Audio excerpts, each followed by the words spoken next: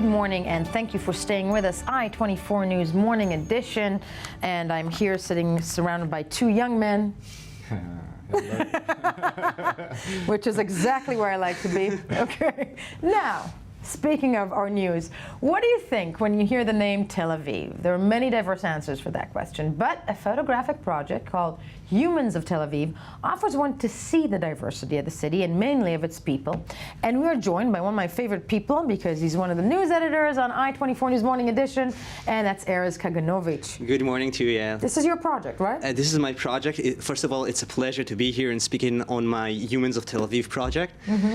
And not to have me yell at you outside? Yeah, Yes. no, you're not the person who yells. Right. But we can speak with the eyes. With usually. the eyes now we can, exactly. But we, and then what is Humans of Tel Aviv? Humans of Tel Aviv is a project I started a year and a half ago. I was traveling all over the world. I've been to India, I've been to the States, I've been to Europe. And every time I speak to people, they're starting to look at me, you're from Israel. And you can see how they frown their faces. Before you continue, did you always, I lived many years in the States, and I always got the response of, when I said I'm from Israel, it was either, oh my God, did you ride a camel to school? It's camel, Yeah, it's probably a right? desert, and then probably... It was, do you know Elon? You know, there's that, okay.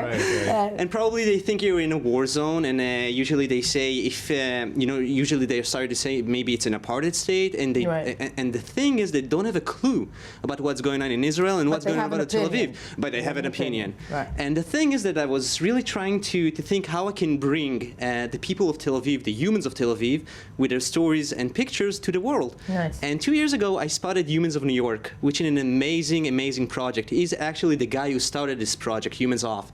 He has approximately, right now, he has approximately, I think, 2 million people watching his blog. And you have approximately 150 pages of Humans Of around the world.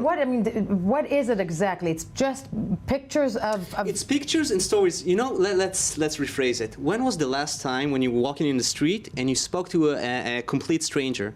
Oh my God, I've lived in New York and Tel Aviv in my life. Never. Never. So Okay. I've done this for the year and a half, 500 times. And you're still alive. And I'm still alive. And I'm doing this because I think it's really important to show the true faces of Tel Aviv. You walk up to a person in the street with your camera. With my camera and with a big smile. Okay. Because if you don't have a smile, people will look at you and who is this weirdo? Yeah, I'm the type of person that if you come up to me smiling, I think, oh my God, who is this weirdo? So, yes. But the thing is, I think because I'm working in television so much time, I get used to hear a lot of convincing and get a lot of no's. And what do you say to somebody that you come up to with the camera and you say, I'd like to hear who you are and take a picture of you? I would like to hear your story. And the thing is that most people are so surprised when you approach them, because think about it, in day-to-day life, nobody approach you and trying to think, what's your story, what is the meaning of your life, right. what do you have to say to the world? And I've got to say that Tel Aviv is such an amazing place because we have such a vibrant civil society. That's true. You have everything in Tel Aviv. You have Muslims and you have gay community and you have Jewish Orthodox and you have refugees from Africa. Sure. And it's an amazing, amazing, amazing melting pot. Because when it's very much like a mini New York in some ways. Yeah, this is exactly what an American guy told me. Well, I told him, what is the difference between Tel Aviv and New York? And near the beach. Yes. And he told me, Tel Aviv is very small, but you can find here such a diversity. And you can see everything. And the great thing about Tel Aviv, I think, is that, a lot of people say that the Tel Aviv is a bubble. When you think about Schenken and Rothschild Boulevard and all that, and the thing is that what I discovered from this project is if you do a little bit of zoom out and you're walking, 5 minutes walk to the old bus station, you can see all the refugees from Eritrea and Sudan. I want to specifically look at some of the pictures. Tell us. Exactly. I would like to show the first picture is a diamond picture. It's a picture of, if we can see it, please. Yep.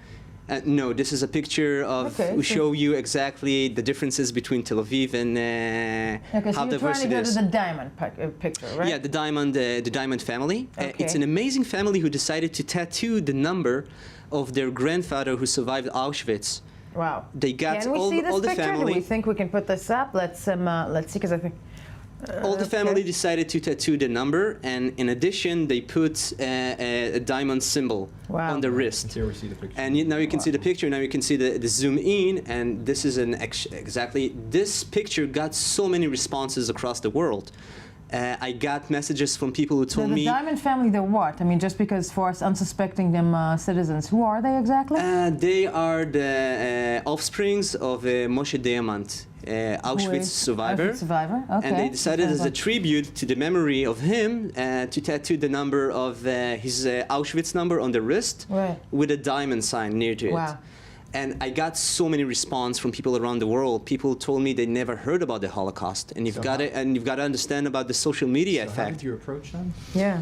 I told them, listen, guys, you have a beautiful story, and I think this story we need to tell it to the world. And I described him about humans of Tel Aviv, and you know, it was in a minute, and decided, yes, we're going to do this. Let's take a look at another one, and if we. Another one, please. Yeah, which If is. we have it. The second one is Muslim ladies in Monterey Beach. This Beautiful is picture. 1 kilometer from here, from our studios. Right. And this is, for me, this is Tel Aviv. This is, It is, but before. in a nutshell. You said manta ray. I'll put it really quickly. Manta ray is a very exclusive, very expensive seafood restaurant.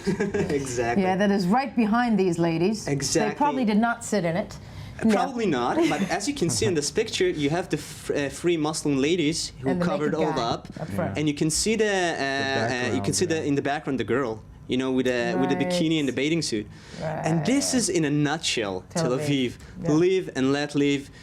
Do whatever you want, as long as you're not doing any criminal charges. Everything is good, and this is an amazing thing. And Yeah. one last thing that I would like to say. And one last picture. We have one last Yeah, one last picture, if we can, please. And then the other one. Just tell me The what it picture is. is a guy I captured in Shuka Carmel, the entrance. This is for me, Shuka Carmel, Allenby, and King George is like a Union Square in New York, because everything is pouring into that square. And this guy puts tefillin on his hand, and I approached him and I told him, Oded, why are you putting tefillin? Are you still believing in God? And he told me, after I had the accident, I thought a lot about the relationship I have with God. And I came to the conclusion that everything in life is a paradox. Wow. So sometimes I also put tefillin on.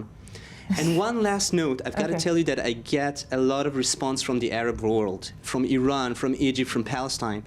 And it's an amazing, because the last comment I got from Iran is that a girl wrote me, I thought that Tel Aviv and Israel is like planet Mars for me. And suddenly I can see the true faces of the people, who are living there. True stories that you bring out, and in social. I mean, this is the blog, right? This is a blog, exactly. We have it on Facebook and we have it on Instagram. I have approximately 20,000 followers.